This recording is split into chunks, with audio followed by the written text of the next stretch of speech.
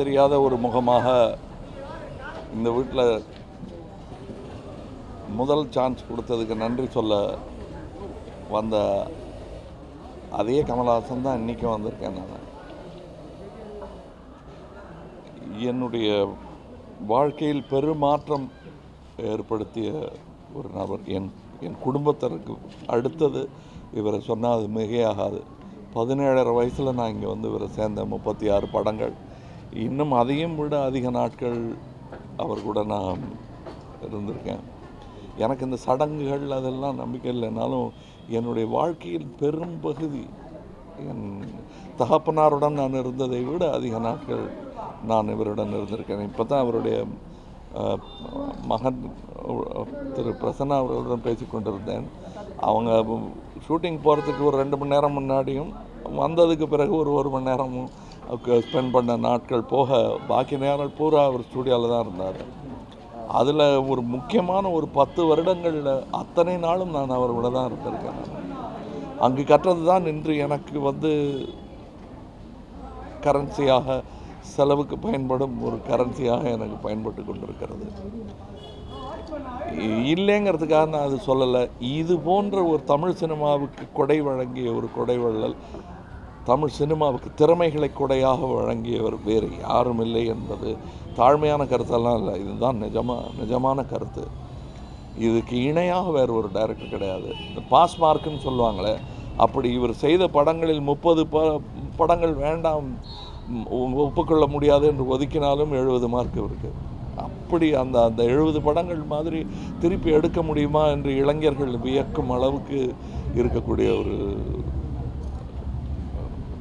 என்னுடைய ஆசான்கிறதுக்காக சொல்லலை, தமிழ் உலகுக்கும் இவர் அதுதான், தமிழ் சினிமா உலகுக்கும் இவர் அதுதான். இவர் இல்லைங்கிற இழப்பை ஈடு செய்ய முடியாது அப்படின்னு தான் எல்லாரும் சொல்லுவாங்க.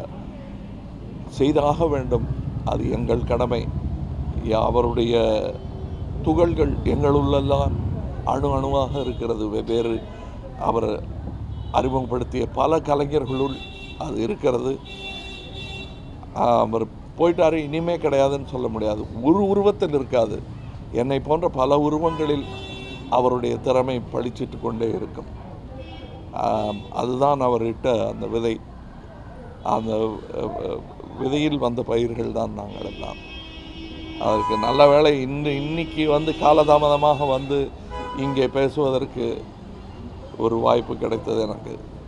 அன்று நிகழ்ந்த அன்று வந்திருந்தால் இவ்வளவு பேசியிருக்க முடியாது. என்ன சொல்ல வந்தேன், எதற்காக அழுகிறேன் என்பதை பார்த்து தான் புரிந்து கொள்ள வேண்டும். இப்பொழுது அழுது முடித்து விட்டதனால் ஓரளவுக்கு இப்படி பேச முடிகிறது. ஈடு செய்ய முடியாத இந்த இழப்பை ஈடு செய்ய நாங்கள் முயற்சிக்கப் போவதில்லை. அவர் விட்டு சென்ற பணிகளை தொடர வேண்டிய கடமையாக, ஒரு மகனின் கடமையாக எடுத்துக்கொண்டு நான் அதை செய்வேன். வணக்கம்.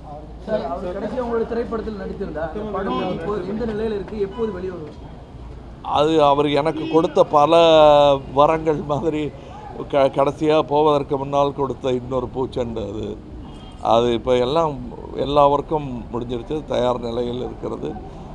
தயாரிப்பாளர் லிங்குசாமி அவர்கள் சொல்லும் தேதியில் அது வெளிவரும்.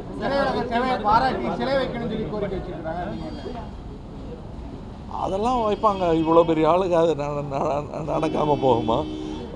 வச்சாலும் வைக்கலைன்னாலும் அவருடைய ஒர்க் நிற்கும். அவரை தான் காலம் கடந்து நிற்கும். வரணுங்கிறது தான் முயற்சி. கேட்டிருக்காரு அவர். கடைசியாக கேட்ட கேள்வியில் அது ஒன்று இருக்கிறது. எனக்கு சந்தோஷமாக இருக்குது. அவர் அது அப்படி ஒரு கடைசியாக ஒரு கேள்வி அவர் போனதுக்கு பிறகு என்னை வந்து அடைந்தது. மிக சந்தோஷமாக இருந்தது. வருவதற்கான வாய்ப்புகள் உண்டு. இப்போ அதை பற்றி பேச வேண்டாம். இது அவரை பற்றி அவர் வீட்டில் நடக்கும்.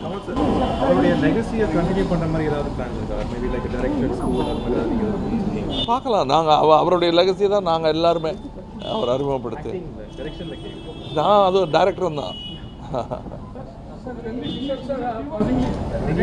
அவருடைய மறைந்த இரங்கல் செய்தியில் அவருடைய 106 திரைப்படங்களையும் ஆர்கைவ் செய்வதற்கு நீங்கள் முயற்சி எடுக்கணும் அப்படின்னு சொல்லி ஒரு கோரிக்கை நிறைய பண்ணலாம். கண்டிப்பாக செய்ய வேண்டிய ஒரு விஷயம். அது என்ன தனி மனிதனால் சாத்தியமல்ல. அரசு செய்ய வேண்டும். செய்யவில்லை என்றால் இண்டஸ்ட்ரியே சேர்ந்து செஞ்சிடும். செஞ்சாக வேண்டிய ஒரு விஷயம். இந்த மாதிரி இப்போ கவிதைக்கு பாரதியார்லாம் சொல்கிற மாதிரி சினிமா உலகத்துக்கு மிக முக்கியமான ஒரு மனிதர், ஒரு சிருஷ்டிகர்த்தா திரு KB அவர். I think